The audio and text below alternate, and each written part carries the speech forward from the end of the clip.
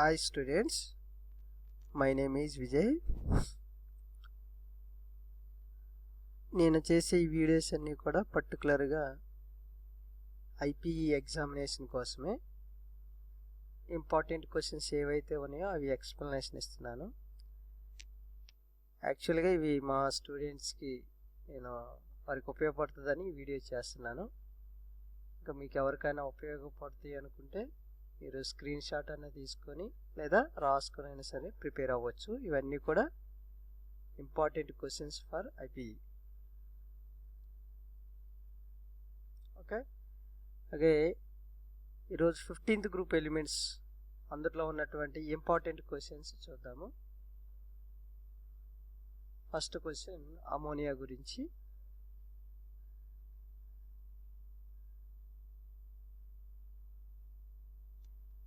ఇవి మీరు జాగ్రత్తగా వింటే మిస్టేక్స్ లేకుండా రాయగలుగుతారు. ఒకటి ఈజీగా అర్థం చేసుకోవచ్చు. నేను చెప్పేది జాగ్రత్తగా వింటే మీరు ఒకవేళ ఓన్గా అయినా రాయటానికి అవకాశం ఉంటుంది. చెప్పింది మాత్రం జాగ్రత్తగా మీరు వింటే ఓన్గా అయినా రాయటానికి అవకాశం ఉంటుంది. ఓకే, చూద్దాము. ఫస్ట్ క్వశ్చన్, ఇది మా స్టూడెంట్స్ మెటీరియల్స్లో ఫోటో తీసి దాన్ని నేను ఎక్స్ప్లెనేషన్ ఇస్తున్నాను, ఎక్స్ప్లెయిన్ చేస్తున్నాను. ఎందుకంటే వాళ్ళు అదే చదువుతారు కాబట్టి అది ఎక్స్ప్లెయిన్ చేస్తున్నాను. Okay, first question, how is ammonia manufactured by Haber's process? Manufacture of ammonia by Haber's process. అమోనియాని ఎలా మ్యానుఫ్యాక్చర్ చేస్తారు, ఎలా ప్రిపేర్ చేస్తారు? మ్యానుఫ్యాక్చరింగ్ అంటే ప్రిపేర్ చేయటం అన్నమాట. అమోనియాని ఎలా ప్రిపేర్ చేస్తారు? ఈ ప్రాసెస్ని ఇప్పుడు మనం చూసే ఈ ప్రాసెస్ని ఏమంటారంటే హ్యాబర్స్ ప్రాసెస్ అంటారు. చూద్దాం. Ammonia is prepared by the direct combination. Direct combination అంటే రెండింటిని యాడింగ్ అనమాట. యాడింగ్ని కాంబినేషన్ అంటారు, కలపడం. Okay, direct combination of nitrogen అంటే N2, G అంటే గ్యాస్. ఇది నైట్రోజన్ N2 గ్యాస్, రైట్?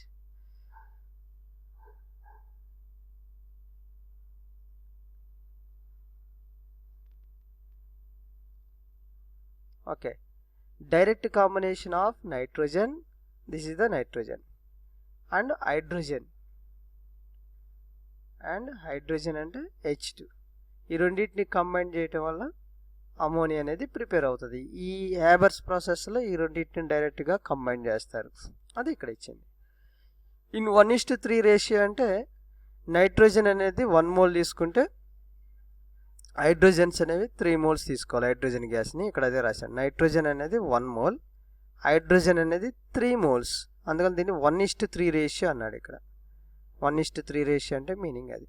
ఈ రెండింటిని కంబైన్ చేసినప్పుడు ఇక్కడ ఖచ్చితంగా రియాక్షన్స్ రాసేటప్పుడు మిస్టేక్స్ రాయకూడదు. N2 అని రాయాలి. ఇది నైట్రోజన్ గ్యాస్ అనమాట, మాలిక్యూల్ ఇది. అలాగే H2 అనేది హైడ్రోజన్ గ్యాస్, H2 అనేది హైడ్రోజన్ మాలిక్యూల్ ఇక్కడ, కాబట్టి H2 పెట్టాలి. ఇక్కడ 3 మోల్స్ కాబట్టి 3H2 అని రాశాం. కింద G అని రాసాం కదా, ఇక్కడ G అంటే గ్యాసియస్ మాలిక్యూల్స్ అని మీనింగ్, గ్యాసియస్ స్టేట్లో ఉన్నాయి అని అర్థం. ఇక్కడ ఈ సింబల్ ఏంటంటే ఫార్వర్డ్ రియాక్షన్ అలాగే బ్యాక్వర్డ్ రియాక్షన్ రెండు కూడా జరుగుతుంది. అంటే ఈ రియాక్షన్ రివర్సిబుల్ రియాక్షన్స్ అంటారు. రివర్సిబుల్ రియాక్షన్స్ అంటే ఎలాగైతే ఫార్వర్డ్ రియాక్షన్ జరుగుతుందో, ఫార్వర్డ్ రియాక్షన్స్ అంటే ఫ్రంట్కి ఈ రెండు కంబైండ్ అయ్యి అమోనియా, ఇది NH3 అంటే అమోనియా కదా, అమోనియా ఫామ్ అవటము, అది ఫార్వర్డ్ రియాక్షన్. అలాగే అమోనియా అనేది బ్యాక్వర్డ్ రియాక్షన్ జరిగి అంటే మళ్ళీ తిరిగి బ్యాక్కి N2H2లుగా డికంపోజ్ అవటం, N2H2లుగా విడిపోవడం అనేది backward reaction. So forward reaction, ఇది బ్యాక్వర్డ్ రియాక్షన్. ఈ బ్యాక్వర్డ్ రియాక్షన్ కూడా జరిగితే ఇప్పుడు ఈ రియాక్షన్ ఏమంటారంటే రివర్సిబుల్ రియాక్షన్ అంటారు. ఇక్కడ వీటిని కెటలిస్ట్గా యూజ్ చేస్తారు. ఐరన్ అనేది కెటలిస్ట్. కెటలిస్ట్ అంటే ఏంటి? యాక్చువల్గా ఈ ఐరన్ లేకపోయినా కానీ N2H2 అనేది కంబైండ్ అయిపోయి అమోనియా ఫామ్ అవుతుంది. కానీ ఎప్పుడైతే ఈ ఐరన్ యూజ్ చేశారో ఇప్పుడు ఈ రెండు స్పీడ్గా కంబైండ్ అయిపోయి స్పీడ్గా అమోనియా అనేది ఫామ్ అవుతుంది. అంటే రేట్ ఆఫ్ ద రియాక్షన్ అనేది ఇంక్రీజ్ అవుతుంది because of this catalyst iron అనేది. ఇక్కడ ఐరన్ Fe అంటే ఏంటి? ఫెర్రం అంటే ఐరన్. ఐరన్ని కెటలిస్ట్గా యూజ్ చేస్తారు. కెటలిస్ట్ అంటే ఏంటంటే రేటుని ఇంక్రీజ్ చేసే కెమికల్ సబ్స్టెన్స్ అని మీనింగ్. ఈ రెండింటి మధ్య రియాక్షన్ జరిగి స్పీడ్గా ఎక్కువ ఈల్డ్తో ఎక్కువ క్వాంటిటీతో అమోనియా అనేది ఫామ్ అవుతుంది. అలాంటి దీన్నే ఇక్కడ ఐరన్ ఏమంటారంటే కెటలిస్ట్ అంటారు.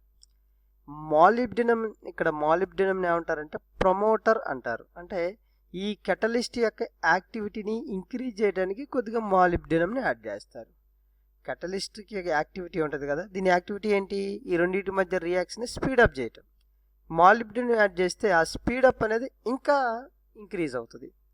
సో దానివల్ల దీన్ని ప్రమోటర్ అంటారు. ప్రమోటర్ అంటే ఐరన్ యొక్క కెటలిస్ట్ యాక్టివిటీని ఇంక్రీజ్ చేయటం, అందువల్ల దీన్ని ప్రమోటర్ అంటారు.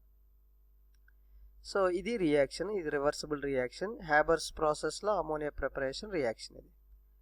ఇక్కడ డెల్టా హెచ్ అంటే ఇలా రియాక్షన్ జరిగినప్పుడు ఈ రెండు కంబైన్ అయినప్పుడు అమోనియా ఫామ్ అవుతుంది కదా, అప్పుడు కొంత ఎనర్జీ రిలీజ్ అవుతుంది. ఆ ఎనర్జీని 92.3 కిలో జౌల్స్ హీట్ ఎనర్జీ అనమాట. ఇక్కడ మైనస్ అంటే ఎనర్జీ రిలీజ్ అవుతుందని అర్థం. ఈ రెండు కంబైండ్ అయ్యి అమోనియా ఫామ్ అయినప్పుడు దీంతో పాటుగా ఎనర్జీ రిలీజ్ అవుతుంది, అందువల్ల దీన్ని మైనస్తో రిప్రజెంట్ చేస్తారు. ఎంత ఎనర్జీ రిలీజ్ అవుతుందంటే 92.3 కిలో జౌల్స్ ఎనర్జీ అనేది రిలీజ్ అవుతుంది. హీట్ ఎనర్జీ అనమాట, అంటే హీట్ ప్రొడ్యూస్ అవుతుందని అర్థం. సో అందువల్ల దీన్ని ఏమంటారంటే ఎగ్జోథెర్మిక్ రియాక్షన్స్ అంటారు. ఎగ్జో అంటే ఎక్స్ అనమాట, ఈఎక్స్ అంటే రిలీజ్ అవటం. ఎగ్జోథెర్మిక్ అంటే టెంపరేచర్ అనమాట. థెర్మో అంటే టెంపరేచర్ అనమాట, టెంపరేచర్ రిలీజ్ అవుతుంది ఈ రియాక్షన్ జరిగినప్పుడు. కాబట్టి ఈ టెంపరేచర్ రిలీజ్ అవటాన్ని ఇక్కడ మైనస్తో చూపిస్తారు. ఈ రియాక్షన్ ఏమంటారంటే ఎగ్జోథెర్మిక్ రియాక్షన్స్ అంటారు. ఇక్కడ రాశాడు చూడండి కింద, the above reaction is a reversible, ఎందుకంటే రివర్స్ కూడా జరుగుతుంది కదా, అందుకని రివర్సిబుల్.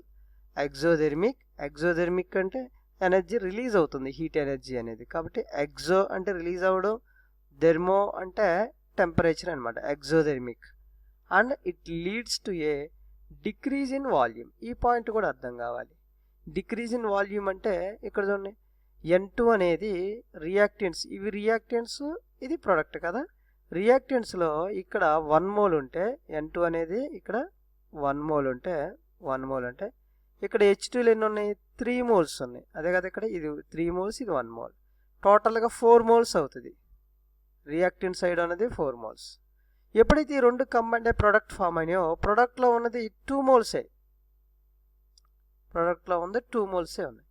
కాబట్టి 4 మోల్స్ ఎక్కువ వాల్యూమ్ ఆక్యుపై చేస్తుందా, 2 మోల్స్ వాల్యూమ్ ఎక్కువ వాల్యూమ్ ఆక్యుపై చేస్తుంది అంటే 4 మోల్స్ ఉన్నప్పుడు ఎక్కువ వాల్యూమ్ ఆక్యుపై చేస్తుంది. ఇప్పుడు N2 H2 ఈ రెండు ఉన్నప్పుడు రియాక్షన్ జరగనప్పుడు అమోనియా కింద కన్వర్ట్ అవ్వనప్పుడు ఇది ఎక్కువ వాల్యూమ్ ఆక్యుపై చేస్తుంది. ఓకేనా? సపోజ్ ఇక్కడ జస్ట్ అర్థం అవడం కోసం ఇది ఇంత వాల్యూమ్ని ఆక్యుపై చేస్తే అమోనియా ఫామ్ అయిన తర్వాత వాల్యూమ్ అనేది డిక్రీజ్ అవుతుంది, తక్కువ వాల్యూమ్ను ఆక్యుపై చేస్తుంది, ఎందుకంటే ఇక్కడ 2 మోల్సే ఉంది కాబట్టి ఇక్కడ అదే రాశాడు. ఎప్పుడైతే ఇలాగ అమోనియా ఫామ్ అయిందో వాల్యూమ్ ఏమవుతుంది? వాల్యూమ్ అనేది డిక్రీజ్ అవుతుంది. అది ఇక్కడ leads to a decrease in volume. తర్వాత therefore according to Le Chatelier principle, low temperature and high pressure are favorable conditions for good yield of ammonia. Therefore అని లీ Chatelier principal గురించి చెప్తున్నాడు. అంటే లీ Chatelier principal ఏం చెప్తుందంటే, ఎక్కడైతే change తీసుకొచ్చామో టెంపరేచర్లో కానీ ప్రెజర్లో కానీ కాన్సన్ట్రేషన్లో కానీ చేంజ్ తీసుకొచ్చామో ఆ చేంజ్ అనేది నలిఫై అయ్యే విధంగా రియాక్షన్ అనేది ఫార్వర్డ్ కానీ బ్యాక్వర్డ్ కానీ జరుగుతుంది రివర్సిబుల్ రియాక్షన్స్లో. అది లీ చాట్లియర్ ప్రిన్సిపల్. అంటే మీనింగ్ ఏంటంటే, ఇప్పుడు ఇది రివర్సిబుల్ రియాక్షన్లో వీటి కాన్సన్ట్రేషన్ ఇంక్రీజ్ చేస్తే ఆటోమేటిక్గా ఇది అమోనియా కింద కన్వర్ట్ అవుతుంది. అంటే ఎగ్జాంపుల్ ఏంటంటే మీకు అర్థమయ్యేటట్టు చెప్తాను. ఇక్కడ చూడండి ఒకసారి.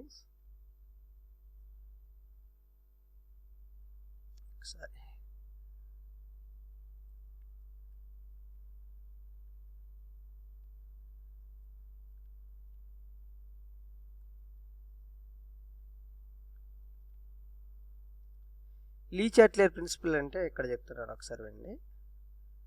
ఇదే రియాక్షన్ తీసుకొని N2 + H2 అంటే G అని పెట్టాలి, ఇక్కడ గ్యాసెస్ కాబట్టి ఇది ఈక్విలిబ్రియం తెలియజేస్తుంది. Forward reaction, backward reaction. 2NH3 delta H అంత మైనస్ అంటే -92.3 కిలోజౌల్స్ రిలీజ్ అవుతుంది. ఇది రియాక్షన్. లీ చాట్లియర్ ప్రిన్సిపల్ ఏంటంటే, సపోజ్ ఇక్కడ 100% తీసుకుంటే నైట్రోజన్ అనేది స్టార్టింగ్లో 100% తీసుకుంటే, ఇది కూడా 100% తీసుకుంటే, స్టార్టింగ్లో ఇక్కడ అమోనియా అనేది ఫామ్ అవుతుంది కదా, జీరో టైం దగ్గర అంటే 0 వేసాను. ఇప్పుడు ఇది కొంత కంబైండ్ అయిపోయి అమోనియా కింద కన్వర్ట్ అయింది అనుకుందాం. ఎంత, ఒక 70% అనేది అమోనియా ఫామ్ అయింది అనుకుందాం.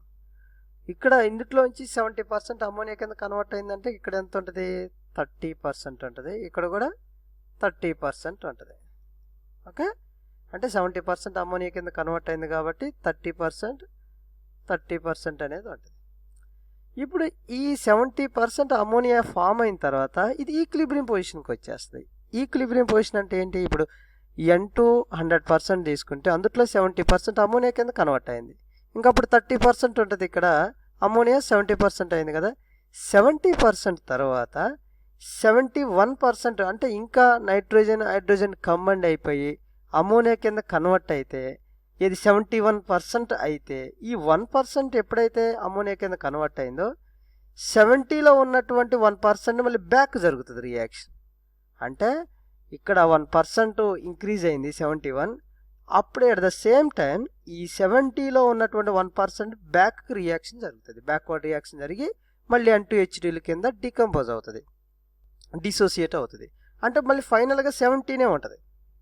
ఈ పాయింట్ ఒకటి అర్థమవుతే లీ చాట్లియర్ ప్రిన్సిపల్ అనేది అర్థమవుతుంది నేను చెప్పే పాయింట్. ఇక్కడ ఏంటంటే, ఎప్పుడైతే 70% దగ్గర సిస్టమ్ ఇక్కడ ఈక్వేషన్ అనేది, ఈ రియాక్షన్ అనేది ఈక్విలిబ్రియం రీచ్ అయిందో, ఈక్విలిబ్రియం రీచ్ అయిన తర్వాత మరలా కొంత నైట్రోజన్ కొంత హైడ్రోజన్ కలిసి అమోనియా కింద ఫామ్ అయినా కానీ, ఇది ఆ 71% నెక్స్ట్ పర్సెంట్ అనమాట, 71% ఫామ్ అయినా కానీ ఈ 70లో 1% అనేది మళ్ళీ బ్యాక్ రియాక్షన్ జరుగుతుంది. సో 1% అమోనియా ఫామ్ అవుతాయి, అట్ ద సేమ్ టైం 1% అనేది డిసోసియేట్ అవుతుంది మళ్ళీ. కాబట్టి 70 అనేది మళ్ళీ స్టేబుల్ అయిపోద్ది, 70% మెయింటైన్ అవుతుంది. ఒకవేళ ఇందులో 70 తర్వాత 10% అమోనియా కింద కన్వర్ట్ అయిందండి, అంటే ఏంటి, 80% అమోనియా కింద ఫామ్ అయింది అనుకుందాం. కానీ ఇందులో 10% అమోనియా కింద ఎప్పుడైతే ఫామ్ అయిందో, అట్ ద సేమ్ టైం ఇందులో ఉన్నటువంటి ఈ 70లో ఉన్నటువంటి 10% అమోనియా మళ్ళీ బ్యాక్ రియాక్షన్ జరిగి డిసోసియేట్ అవుతుంది. అంటే మళ్ళీ 10 అటు వెళ్ళిపోతుంది కాబట్టి మళ్ళీ 70 అనేది స్టేబుల్ అవుతుంది. ఇదే లీ చాట్లియర్ ప్రిన్సిపల్ అంటే ఇక్కడ ఏంటంటే, ఇక్కడ 70% ఇక్కడ 30% అనేది ఈక్విలిబ్రియం పొజిషన్లో ఉన్నప్పుడు, అంటే ఈ పర్సంటేజ్ల దగ్గర ఈ రియాక్షన్ అనేది ఈక్విలిబ్రియంని మెయింటైన్ చేస్తున్నప్పుడు, ఇప్పుడు 30% ఇక్కడ అనుకున్నాం కదా, నైట్రోజన్ కొంత బయట నుంచి యాడ్ చేసాము, ఒక 10% యాడ్ చేసాము అనుకుందాం. అప్పుడు ఇది ఎంత అవుతుంది, 40% అవుతుంది. కానీ 40% ఉండదు, ఇక్కడ 30% అనేది ఈక్వల్ మెయింటైన్ చేస్తూ ఉంటుంది. కాబట్టి ఎక్స్ట్రా పెరిగినటువంటి 40% అంటే 10% ఏం చేస్తుంది అంటే, మళ్ళీ హైడ్రోజన్తో కంబైండ్ అయిపోయి ఎక్స్ట్రా ఈ నైట్రోజన్ అనేది హైడ్రోజన్తో కంబైండ్ అయిపోయి అమోనియా కింద కన్వర్ట్ అవుతుంది. ఎంత కన్వర్ట్ అవుతుంది, మళ్ళీ ఇక్కడ 30% వచ్చే విధంగా, ఇక్కడ 30% ఉంటుంది, ఇక్కడ 30% ఉంటుంది, ఇక్కడ 70%. ఇవి ఇలాగా ఇవి స్టేబుల్గా మెయింటైన్ అవుతూ ఉంటాయి. ఒకవేళ నువ్వు నైట్రోజన్ కాన్సన్ట్రేషన్ ఇంక్రీజ్ చేసినా కానీ ఒక 40% దాకా ఎక్స్ట్రా 10% అనేది ఉండదు, హైడ్రోజన్తో కలిసి అమోనియా కింద ఫామ్ అవుతుంది. ఒకవేళ హైడ్రోజన్ కాన్సన్ట్రేషన్ పెంచినా కానీ, ఒకవేళ 50% చేసామనుకో, హైడ్రోజన్ బయట నుంచి ఇంక ఎక్స్ట్రా పంపించామనుకో, కానీ ఇక్కడ 30% దగ్గర ఈక్విలిబ్రియంలో ఉంది కదా, ఈ ఎక్స్ట్రా 20% అనేది నైట్రోజన్తో కంబైండ్ అయిపోయి అమోనియా కింద కన్వర్ట్ అవుతుంది. ఎంత కన్వర్ట్ అవుతుందంటే మళ్ళీ ఇది 30% బ్యాలెన్స్డ్గా మెయింటైన్ అయ్యేంత వరకు, అంటే ఫైనల్గా ఇది 30%, ఇది 30%, 70% అనేది అలాగా మెయింటైన్ అవుతుంది. సరే, ఇక్కడ టైం అయిపోయింది, నేను మళ్ళీ దీన్ని ఎక్స్ప్లెయిన్ చేస్తాను. ఇది మీకు ఇక్కడే కాదు, లీ చాట్లియర్ ప్రిన్సిపల్లో కూడా ఇది ఉపయోగపడుతుంది. నేను మళ్ళీ అందుట్లో ఎక్స్ప్లెయిన్ చేస్తాను. ఇది అయిపోతే అందుట్లో ఎక్స్ప్లెయిన్ చేస్తాను. ఇప్పుడు ఒకవేళ అమోనియా ఉంది, అమోనియా 70% అనుకున్నాం కదా, అమోనియా 70%, ఇందులోంచి ఒక 10% నేను బయటికి తీసాను అనుకో, అప్పుడు ఇక్కడ ఎంత ఉంటుంది, 60% ఉంటుంది. 60% కానీ ఉండదు, ఇది 70% మెయింటైన్ అవ్వాలి. కాబట్టి ఏం చేస్తుంది,